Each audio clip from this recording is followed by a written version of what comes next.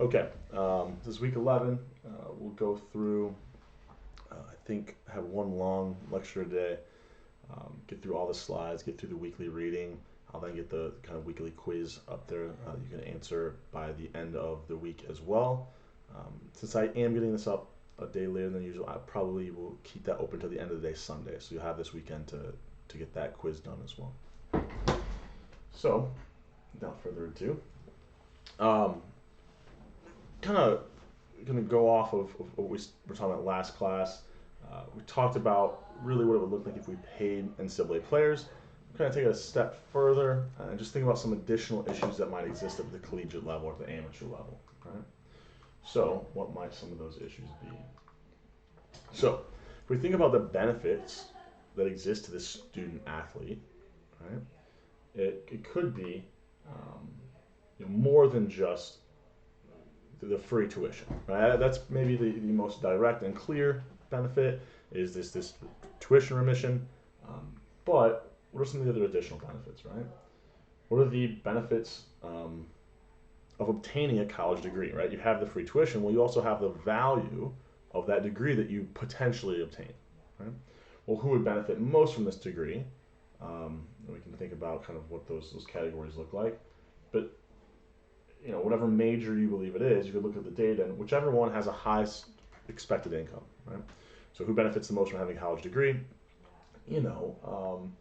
A college degree in engineering, so is a lot more valuable, right? Is likely to obtain a job with a higher salary, at least starting salary, as opposed to if you had a degree in there was when I went to Purdue, one of their degrees was OLS, so organizational leadership, and I don't even know what the S stood for, and it was kind of your athlete degree, right?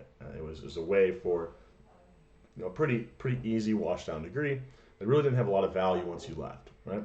So when you think about different majors or different types of degrees are going to have different valuations to the players. A degree can also just be viewed as a signal of quality, right? And so it may not be that I've really necessarily increased my human capital. It could just be that I'm signaling that I have a certain level of ability to employers. Right? The problem is that really only matters with, say, my first job, because once I get my first job, that signal is replaced with what my actual performance was, right? So if you think about it, higher ability students are going to be the ones that benefit the most, right? Especially if it's an increase in human capital. If it's just a signal, right, then it may get people into the door at places, but for those lower ability students, well, once they get their foot in the door, that signal is now replaced with poor performance, and kind of moving forward, their expected income isn't going to be as high. So think about it, this is a signal of quality. Who really benefits? They're going to be the higher ability individuals. Okay? There was a paper, I can't remember the first name, but Henderson, and it's supposed to be et al., it's not supposed to be capitalized here. But he found that being an athlete, right, raises the probability a student ends up in a higher paying STEM job, but he also increased the probability that they ended up in lower paying kind of majors as well.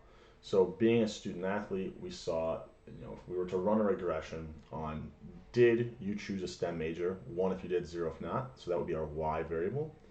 And then our X variable, or our right-hand side variable we're interested in, was were they a student athlete or not in college?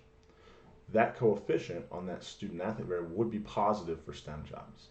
If we ran the same regression and replaced the STEM careers or STEM jobs, STEM majors, with a group of the lowest kind of paid majors, it also increased that as well. So it was kind of like you're less likely for me as an athlete to be in the middle. You're more likely to be on one of the ends, right? Now, if you're on the upper end of the higher paying STEM jobs, that's good. But if you were in these lower end of the lower paying careers, that not so good for those. So we kind of have already some strong evidence that obtaining this college degree or becoming a student athlete potentially has very different effects for some of those student athletes than others. Right? It's almost kind of dichotomous. Right?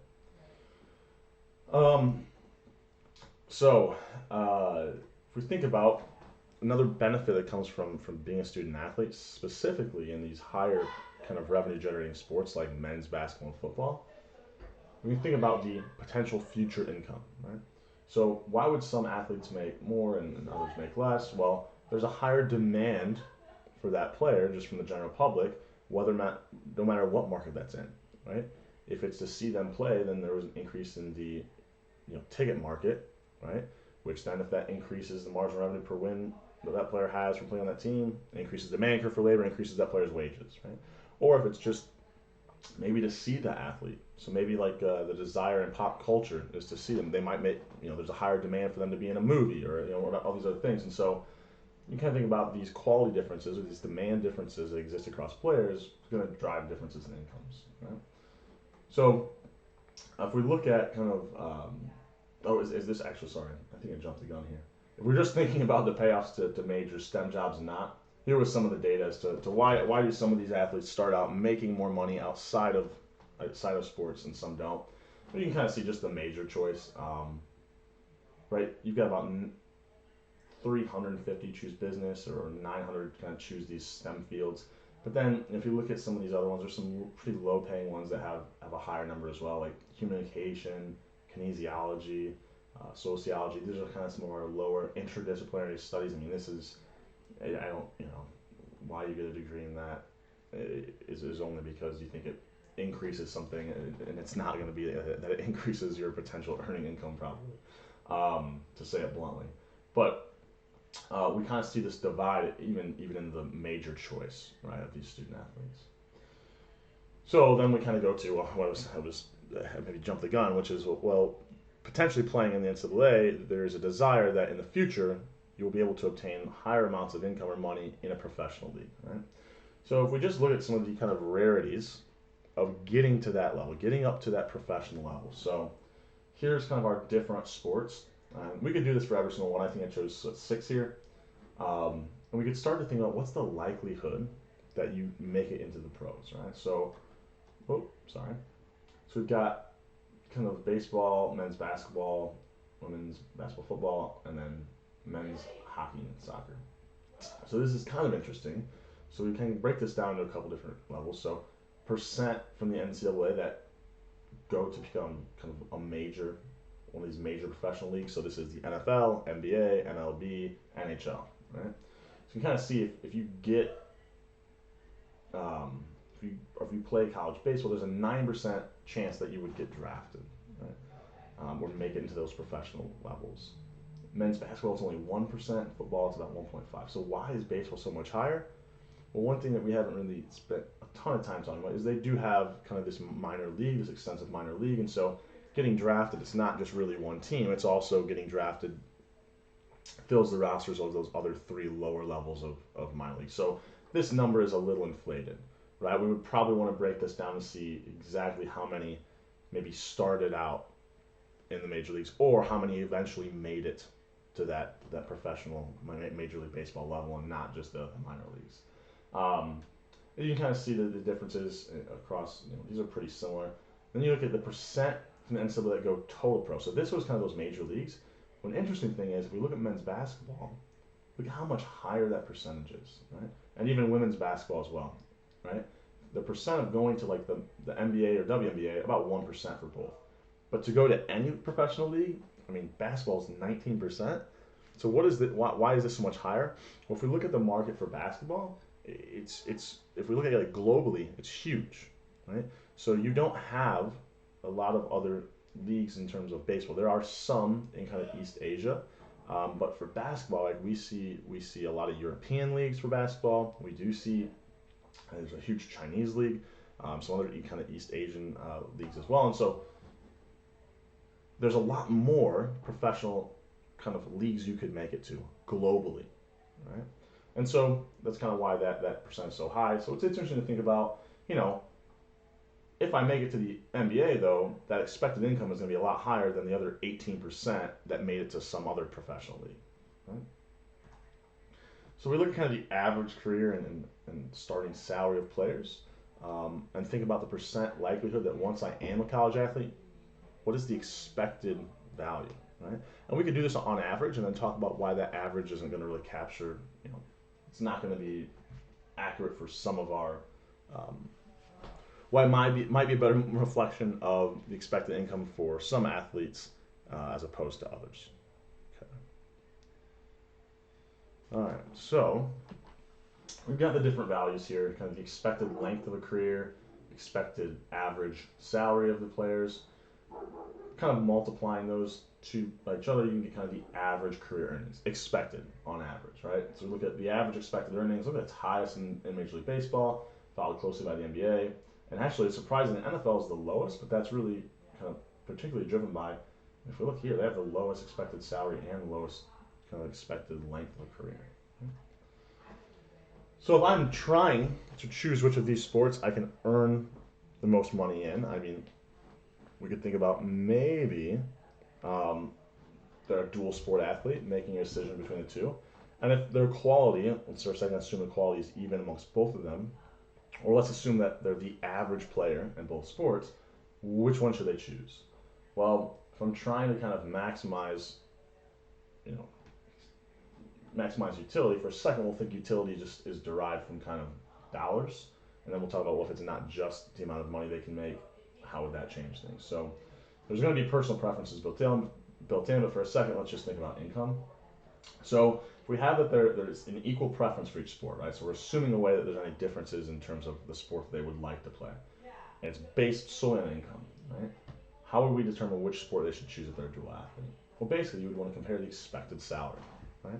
If I'm an average player in both sports, which one has the highest average expected salary? We go back, Major League Baseball, right? Now, if we start to think, well, maybe I have more football quality than I do baseball quality. I'm not the average player in baseball. I'm a little bit lower, and I'm a little bit above the average player in NFL. Well, now we can start to, things get a little bit more complicated. But really, what we're doing is, what my expected income is what's the average salary, or what is the salary I can expect to make once I'm in that league, times the probability I make it into that league, right? So just because the NFL has the lowest kind of average lifetime earnings, well, remember, they also had a higher percent making it pro than, say, men's basketball. Right?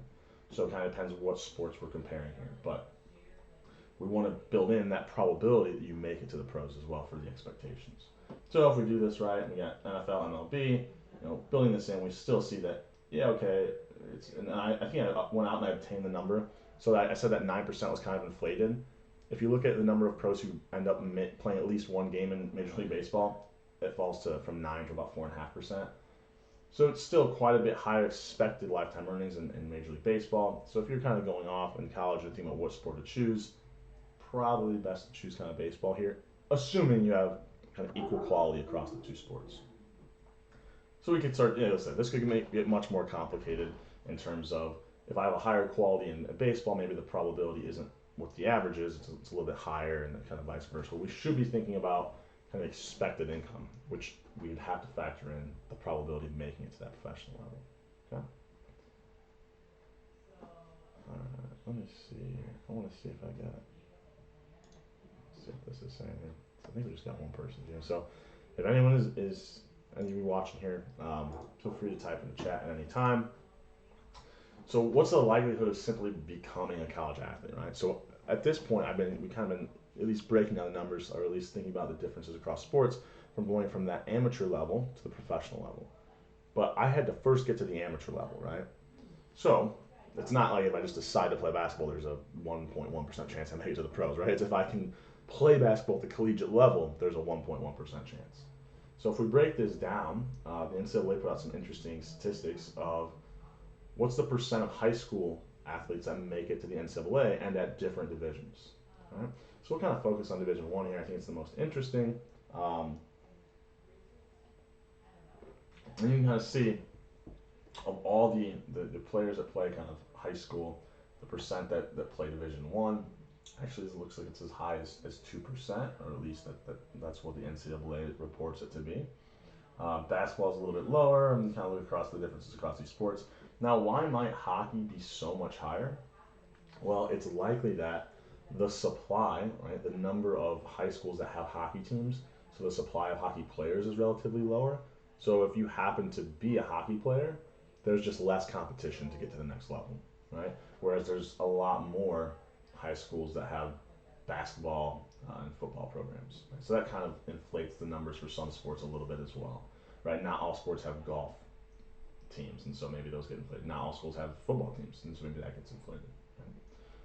So then if you kind of look at the probability of making it from high school to the NCAA, you could then multiply by the probability of making it from the NCAA to the professional levels of each of these sports, right? And see like where's the expected value highest. So if I take the probability of making it to the pros, multiply by the probability of just getting to an NCAA program or getting to a collegiate program, that would tell me the probability that I make it to the pros. Right? The probability I make it from high school to NCAA, probability I make it from the NCAA to the pros, multiply those two together, and that tells me the probability I'm making it to the pros. Right? So, which sport then would you expect to have the highest expected value? Well, it's kind of hard because if we look at this, well, baseball there's a pretty high percent that you can make it, but in hockey there's a real high percent. So if I start playing hockey when I'm young, there's a much higher percent chance that I make it at least to the collegiate level, almost twice as, if not 4 times as large as other sports. And if I look at the probability that once I'm at the collegiate level I make it to the pros, well, that's also pretty high for hockey. And yeah, the expected kind of lifetime's earnings isn't quite as high as these other sports, but maybe those higher probabilities make up for it. So if I go ahead and kind of look at that, right, I look at the expected salary, right? I then look at the probability I make it to the NCAA, the probability I make it from the NCAA to the pros. That tells me the probability that if I started playing before college, I make it to the pros. So I just multiplied these two, right, these two columns to get this column.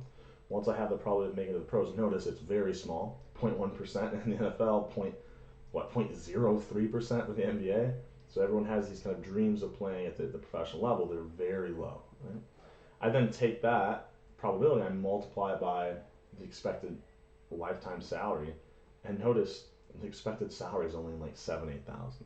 Now this is assuming kind of quality is constant across everyone who starts playing the sport, which isn't realistic, but it is an interesting look at it because if we kind of look here, you can kind of see if I start playing hockey when I'm young, those lower expected lifetime earnings, well, the expected salary is much higher than say NFL or NBA because the probability of making it to the pros, 0.006, much higher than in NFL and NBA. And I probably should have changed this from 0.091 to 0.045, but I didn't because that 0.09 reflected getting a contract to play at any level. So this was even the minor leagues. But there's players playing at the minor leagues who still earn decent salaries. And so I wanted to kind of factor that in because you still could obtain that average salary even if you only make it in, like, even if you only sign a contract and end up playing in the minor leagues. So it looks like we kind of have quite a bit higher because of those probabilities expected salaries in Major League Baseball and the NHL. Okay. So some other issues that we can think about that collegiate athletes might face is, do I stay an extra year or do I leave? Right? If I'm, if we, especially right now, the NBA is getting rid of kind of the required number of years you have to play at the collegiate level. I can leave at any time, or I don't even have to necessarily choose to go now. But if we think about, I have the ability to leave, should I stay or should I not? What are some of the incentives? What are some of the disincentives? So what goes into the decision about whether or not I stay? So if we think about some of the different components, when we think about the player's utility, if they stay an extra year, how could that potentially hurt or help their expected lifetime income? So if they stay another year, they're foregoing a potential contract at the professional level, right? So there are some opportunity costs to staying. I'm foregoing higher wages, right? But some of the other things that would matter is, well, yeah, but if I think that I might not be able to, maybe I'll be a bench player and I won't be able to play very long at the professional level, maybe the value of my education or obtaining my degree before I move on has a very high value to me, right? Or would, if I obtain that degree, it would increase my expected future salary after I was out of the league, right? Now that probably depends on what my level of quality is, right? If I have a high enough quality, I'm probably more focused on the money I can make in the professional league than I am the money I can make after I leave with my education, right? The quality of the team that they might kind of come back to, well, if I think that I'm going to have a higher quality team the next year, that I'll be playing on a higher quality team, maybe I get more exposure, it increases the interest in me, and so I potentially can get a higher contract Um, Quality of the current draft class, right? If I'm currently there's a lot of really high quality players this year in the draft. I don't think I'll be drafted as high, and so I'll kind of lose out, kind of get a lower salary. But if I wait a year, the next year's draft class, if it's lower quality, I might be able to get drafted higher and have a higher kind of starting salary, right? And so if the difference in those two starting salaries is great enough, I might be okay foregoing the wages from this current year. So these are kind of some of all the kind of different factors that would go into whether or not they stay or not, and because really all of them impact expected future earnings. Not only future earnings in the draft, but also outside of once they're outside of that league. Right?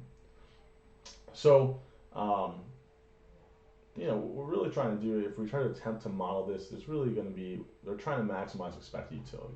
So I talked about how all these things would impact incomes, but also staying to play and winning a championship might just bring some internal utility. Right? I might just have a certain value that I'm willing to forego some money to be able to have that feeling or be able to kind of have that be part of my life. So there's utility that's going to be derived not just from expected income as well, and that's a little bit harder to model what each player, right, what utility they get from maybe winning a championship or just even obtaining a degree might bring some utility even if they don't use it. So if we kind of look at kind of whether or not college athletes get paid, there's another kind of way to look at it that I wanted to talk about. So another issue that we see at the collegiate level. Let's say we looked at every NBA player and the revenue that they would generate on an NCAA team. Right? So if I take a player kind of in the NBA draft, so each additional player taken in the NBA, how would that impact the revenue of the NCAA? Because as the NBA drafts players, it's basically taking higher quality players from the NCAA and decreasing the number of high quality players in the NCAA. So it's kind of stealing revenue in a sense, or it's just going to take some of the revenue that could have been at the NCAA level. Right? So what we can do is use the distribution of NBA salaries and use that marginal revenue, or kind of, sorry, what have we been calling this? The marginal revenue that's derived from the player, but the marginal wins that labor brings in times the marginal revenue per win. And then we could look at those star players, how much money that they're obtaining in NCAA, and we could scale it to how many players are losing, the NCAA is losing to the NBA. Losing to the NBA. So compare the percent of players that are making above or below certain scholarship amounts. We can kind of see, okay, these players that are above a certain skill level are actually being paid under their value, and percent of players on the other end are be paid below their value. So someone did this. What they did was they looked at, okay, what's the number of drafted players from the NCAA in that given year. They had some variation across time. And then they said, control for all these different things, right? There's a lot of things they're controlling for, what conference they're in, the number of games televised, their opponents, you name it. They even throw in team fixed effects, and they look at kind of the dependent or the Y variable of what were their annual revenues that year. So if they had a higher number of players drafted, and they did this at the team level, so not the NCAA level. It was like if Duke loses its two best players, how did that impact their annual revenues the following year? Right? And so, if we do this at the team level, we can see that if I have an additional player drafted from my team, I lost almost $1 million. Now, once you control for the team, it looks like, well, just having a player drafted doesn't have any significant effects, right? There's no stars here. This isn't statistically significant. However, when we interacted whether or not the number of players you had drafted and were you a large school, right? Well, now, if you are one of these larger schools that was probably generating large amounts of revenue to begin with, and now you lose one player, those were really the teams that were driving this effect, right? Because it's still significant. For those larger schools, if they have one more player drafted, they're still losing almost $1 million here, right? And that's after controlling for what team we're looking at, right? So, and just to kind of reiterate the power of regression, what this coefficient means is, well, here, large school is just a 1 if you're a large school, 0 if not. So this indicator only kind of gets like turned on, or only kind of has an effect if the school is a large school and then we have one more player drafted. The coefficient on this interaction term represents the effect of one more player drafted for only large schools. Right? And so that's where we see really this increase of almost $1 million dollars. Right? So increase. So if they have one player drafted, would increase revenues by. Why is this increasing? Oh, maybe I put up the wrong table. I thought this was the one that showed. Oh, sorry. This actually was the current year. So if the I was thinking this was lagged, and it's not. So this was if the player is drafted that year in the year, like they're already playing. So at the end of the year, if they have one more player drafted, that would increase their annual revenues by $1 million. Right. So if they wouldn't have had, I'm sorry. So yeah, this isn't lagged. If they so the number drafted is at the end of the year. So the annual revenues for this year, if at the end of the year I have one more player drafted in the NBA, that past year my annual revenues would have been $1 million higher. Okay, and so if I wouldn't have had that player that during this last year, that money would have been going. You can kind of think about to the NBA. So I would have been losing out if that player would have chose to play in the NBA as opposed to kind of hang around for another year. If I was specifically if I was a large school. Okay? And the power of the regression is that's holding everything else constant. So we're saying, imagine you had a team where they had the same capacity of the arena. Their opponents' arenas had the same capacity. They were a Nike school. They were both a Nike school. I can't remember what the past team. And I think this was maybe the teams they played, their previous ranking or something. They both have the same number of televised games. They're both in the same conference. It's in the same year.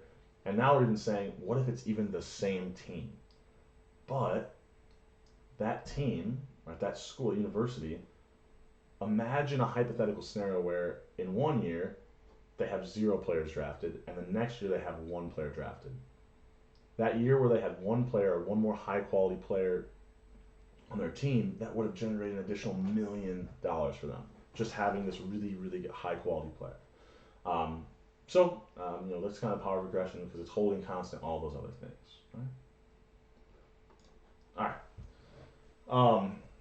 And if we're looking at the marginal revenue that comes kind of from these players, for collegiate players who were drafted in the NBA, I forget how they exactly drew the cutoff, but they had low and high revenue generating schools. There's kind of these different ways of kind of estimating what that dollar amount would be for these low revenue generating schools. The actual value of the players that ended up getting drafted from low revenue generating schools, it looks like it's what? I mean, if we took the average of these, right around $200,000. While for high revenue generating schools, their average player, how much would they be paid kind of at the NBA level, or what would their value be at the NBA level? Here it's about, the average looks like it's going to be somewhere around, I don't know, 1,100, 1,200. So quite a bit higher. Right? And we kind of see, we look at the maximum minimum values, they're significantly higher for these high revenue generating schools as well.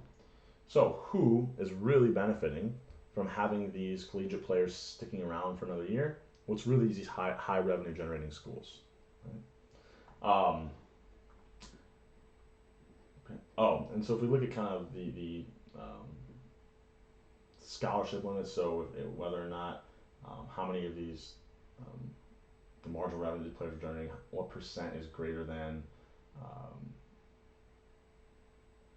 I have to go back and look at this. Now I forget what this table was. I should have went back and looked at this. Let's pull this paper up. We can always do this. Also, this is kind of a good way to start to think about how we can do approaching things for the project we're still working on it. So I kind of mentioned before, I always just type, there's probably a better way to do this, but we go to Google Scholar. Once I'm in Google Scholar, and this one's a little bit easier because what I want to find, I know that it's a paper by Brown.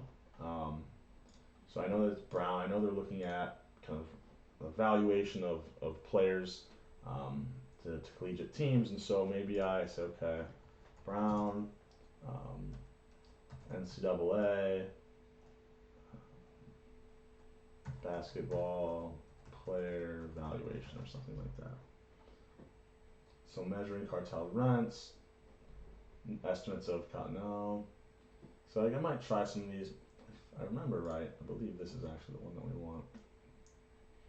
So measuring cartel rent, so they make these payments. The value of a scholarship is 20,000, but we find some valuations of upwards of $1 million. So they're not really being paid what they're worth. So this is actually the article. One thing that's unfortunate here appears as though I need a link to this that I don't have, and I think I had to request it before. So I'll show you another thing you can do. So let's say we copy that title, paste it into regular Google, and see if we can get something that comes up. Or we can get a PDF of this. Oh, it's the same thing. ResearchGate. So here we've got download the full text. I am a member of this, so I could join this.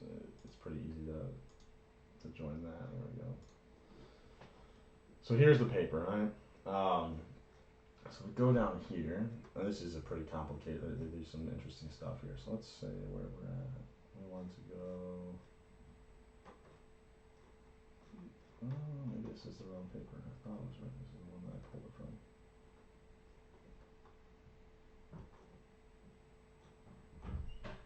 Oh, maybe it was a different paper. Well, we found another paper, so this is part of, you're Googling different things. Now I've got one that's still somewhat related to the topic I'm interested in, and it may not have been the specific paper I'm looking at, but it is now something that kind of I can add to my literature review.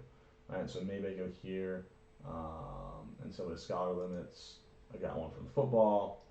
So this is, kind of using Google Scholar, I can maybe find some different papers that are related to this topic.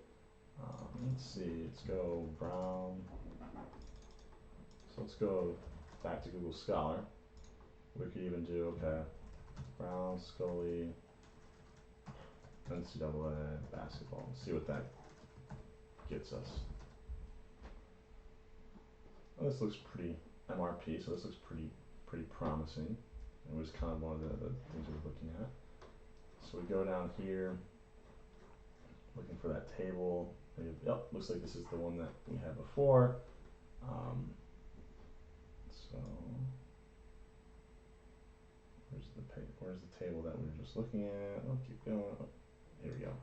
So comparing kind of the marginal revenue per player that's being generated and the percent that was kind of above these different caps. So what do these different caps mean? So collective, so COA would be the proposed cap. GIA is the grant and aid of the scholarship value. So what percent of players have a valuation, this marginal revenue per player, this marginal revenue that the players have, that is greater than whatever this amount of scholarship they're getting. So 60% of these players have a valuation that's greater than what they're getting in scholarship. So they're essentially being underpaid, right? They're being given less than what they're worth to these teams.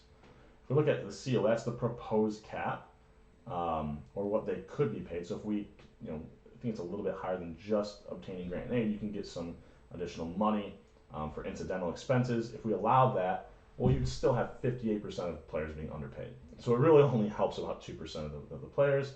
And then kind of a proposed new cap for what they could get paid.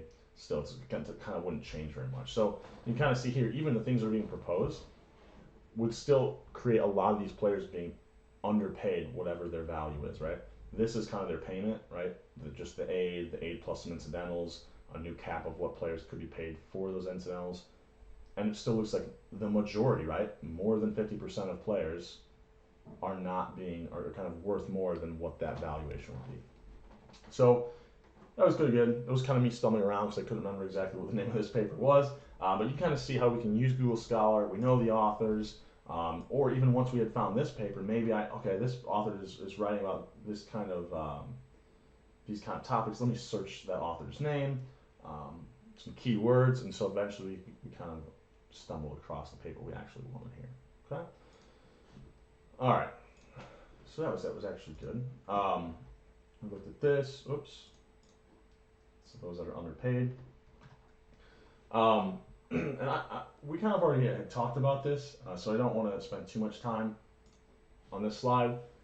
Very early on in the semester, we looked at sunk costs, and we talked about whether or not teams fall victim to this, right?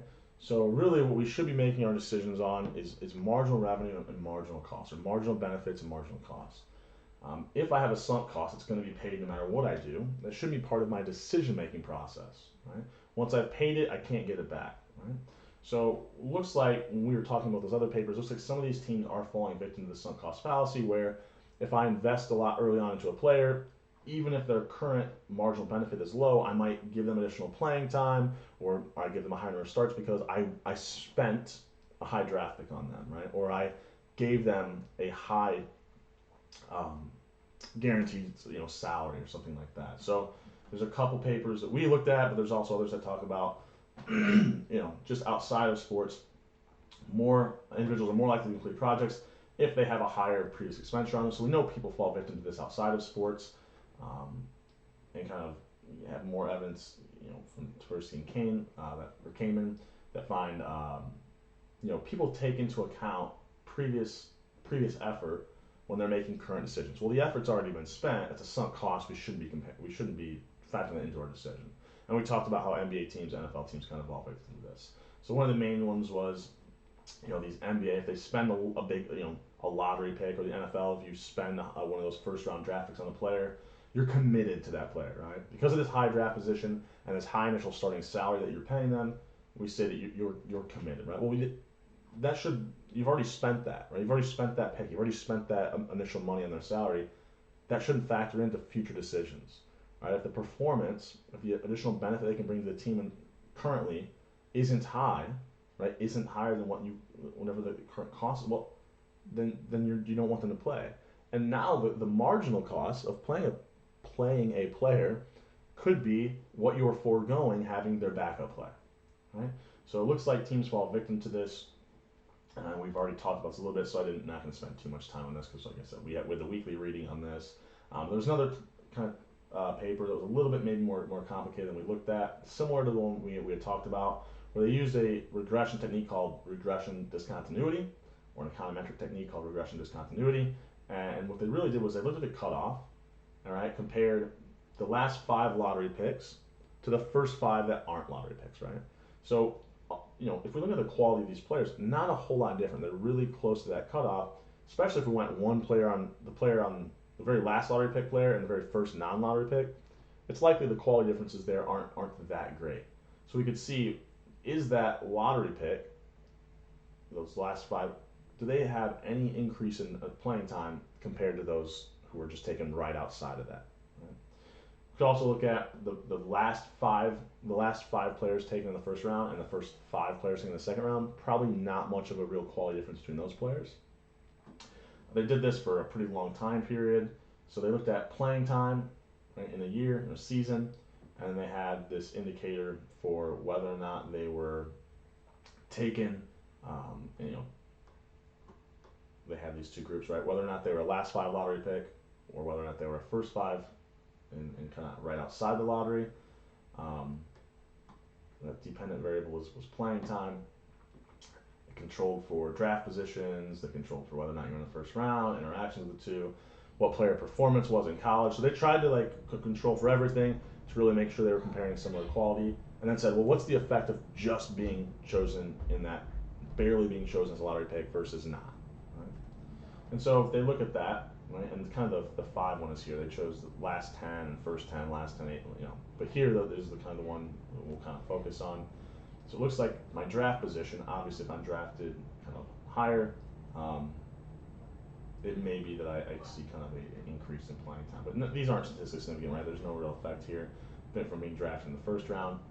But if I look at the interaction of those 2, it looks like that maybe when I'm looking at the last 8, first 8, there's a slight positive effect. But once I go to the last 5 players and first 5, there's no real effect there. So this was kind of a more recent paper than one we had talked about that found that there may not be, right, nothing here is statistically significant, so there may not be, teams may not be falling victim to the sunk cost, at least in terms of the MBA and the pick that they spent. So there's no real effect, at least it appears to be. There's also an initial thing that's kind of interesting about this paper I want to mention. They didn't find any variation due to race or kind of the whatever the player's previous experience was. So if they played longer in college, and maybe they fell victim, the teams would still fall victim to it, and they found really no variation across either of those. Then we talked about this one already, NFL playing time and contract size, where we said, well, look, if they're taking, if the amount they're being paid is counting more against the cap, it looks like teams are falling victim and giving them a few more starts, right? Well, they've already paid them out, right? It's already hitting the cap, and so it shouldn't be making a difference in the team's decision. And really, the effect that it's having on the percent of increase that they get in starts is something like having 2 additional interceptions from the following year or 12 solo tackles. So pretty sizable effects, right? And that's just from the amount of money they've already been paid. That's a sunk cost. Right? All right. So like I said, I don't want to mention too much on that because we've already talked about that with the weekly readings. I think it was like in week 3 or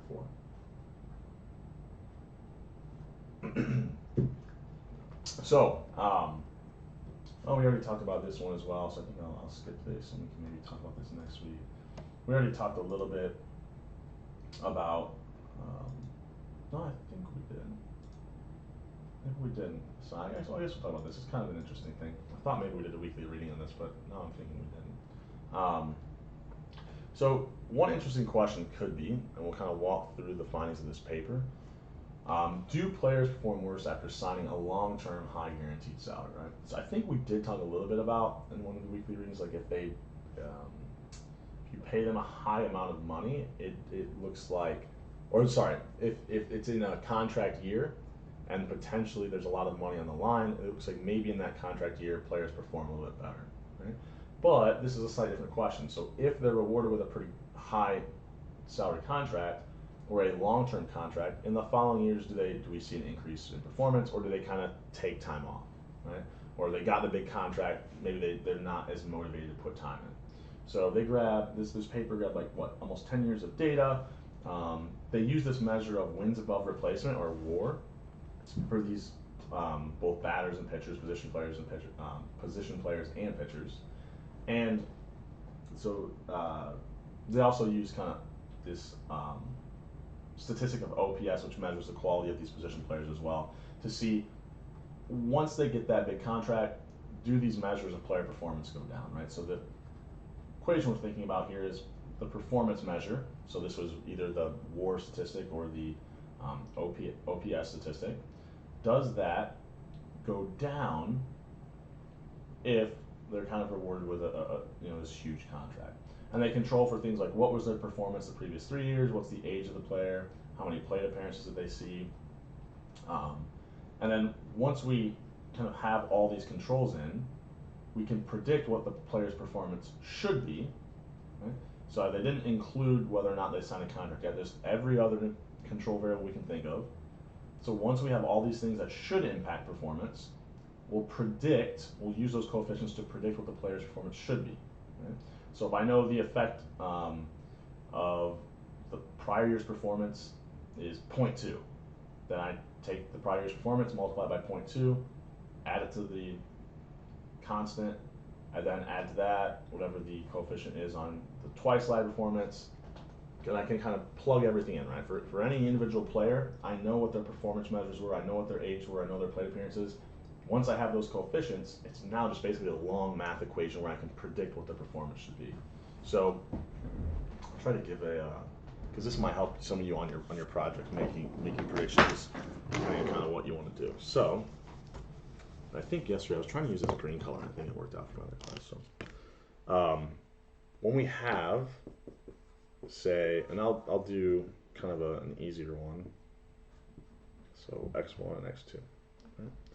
So I just call these ABC. So once we have these predictions, so once let's say I know the predicted value of A is 5, predicted value of B is 10, and the predicted value of C is 7, right? Well, for any one person or one observation, I might know what their values of x1 and x2, right? If these were performance measures from the previous years, I know what those values are. So let's say for a certain player, x1 is 5 and x2 is also 5. Well, how would I come up with what their predicted y value should be? Or in the paper we were talking about, their predicted performance in the following year. Well, it should be the intercept, 5, plus what was our estimate for B, times whatever the value of that observation or that player was for x1. Predicted value of C, 7, times the value of x2, which was 5. And now it's just a matter of doing the math, right? So what, 35 plus 50, so 85 plus 5. So our predicted y for this player would be 90. Okay? So that's how we can make predictions once we have the linear regression results, right? So that's what this paper did. They obtained these coefficients and then made predictions about every player's performance. They then took that predicted performance and subtracted what their actual performance was, right? They called this the shirk value, right? Shirking is a word used in economics to be kind of basically like, if I'm shirking, I'm being lazy. I'm putting in less effort. So they kind of called this difference between, well, what was I supposed to perform and what was my actual performance? This is kind of my shirk value. So if the shirk value is positive, then my expected performance would be higher than my actual performance. This would be a bad thing, right? I'm actually not living up to kind of my predicted potential. So they then, in order to see whether or not players were more likely to shirk, right, have a higher shirk value, if they were given a longer contract, they ran the following regression. Well, now that I have these shirk values, I'm going to see what is the impact of getting a 1 year longer contract. So contract length is measured in years here. So beta 2, the interpretation is one unit increase in my x variable, so 1 more year in my contract, would predict that the shirk value, the difference between my expected and actual performance, changes by beta 2. Right? And they had another one in which was kind of taking the natural log, and we can kind of, I think I'll kind of punt on that for this class. Really, I'm just going to focus on these kind of unit changes. But the interesting thing is, what they ultimately find is that if we were to kind of break these up, instead of just including a contract year, so contract length goes 0, 1, 2, it's like one variable that could take on any value between 0 and say 10. They instead do something slightly different, which is create dummy variables. So was the contract I got 1 year in length? 1 if it was, 0 if not. Then another variable, was my contract length 2 year long? 1 if it was, 0 if not. They do that for 10 different, up to 10 year contracts. And then it's like, if I do that, now, let's see if I have that. So yeah, got the table right here. So now the effect of having a 2 year contract relative to whatever group we left out. So when we look at these categorical variables, so I turned that contract length. I'm gonna use the board here to kind of help explain this as well. So originally I had that contract length variable, and you kind of imagine like in Excel, what would it look like? So maybe I had like contract length 2, 4, 1, 3, 10, right? Everyone has kind of different, let's get the focus maybe. So we've got all these different potential contract years. Hold on, why isn't this auto-focusing? Okay, well, hopefully this is readable. I can think it's readable. So we've got these different contract lengths. All they did was say, okay, look, what we're going to do is we're going to instead include this indicator for was it a contract of length 2. We're going to include another indicator. I don't know why this isn't focusing. This is getting frustrating. Let's see if I can give it something to grab onto there. Okay. Then was it a 3 year contract? 1 if it was, 0 if it wasn't. Right? So once we have all these indicators, one thing that we have to do, if I take a continuous variable or a single variable and I turn it into indicator variables for the multiple responses I could see, I have to leave out one of these values to be my comparison group. So now the interpretation is if I had a 2 year contract relative to what I left out, which the one they left out was a 1 year. So if instead of a 1 year contract, I signed a 2 year contract, here's the effect on my predicted y variable, which here my predicted y variable was my shirk value, right? So here's the expected increase in shirking if I get a 2-year contract relative to a 1-year. And here's the effect if I have a 3-year contract. Here's the effect on that shirk value relative to if I had a 1-year contract. And maybe I'll use a different color. Hopefully I can get this webcam to kind of grab on as we're working through some future stuff. Okay. So that's what they did, and here's our results. So relative, the one they left out was the 1-year contract. So relative to a 1-year contract, if I signed a 2-year contract, looks like there's no statistically significant difference in either a pitcher's or a hitter's kind of measure of quality, this wins above replacement. Okay? If I then kind of go down, I can see that some of these start to be significant, and they start to actually be, negative, statistically significant and negative. So if I sign a 3-year contract relative to 1 year, it decreases my WAR by about 0.75. If I'm a batter, but no statistically significant effects from a pitcher. So where we see the strongest effects, both statistically significant and the largest in magnitude, really is until you get to these really long contracts. So these batters getting really long contracts, 8, 9, 10-year deals, in the current year, right after they sign that deal, is statistically significant decrease in their WAR, and not just 0.75, but like 2.7, right?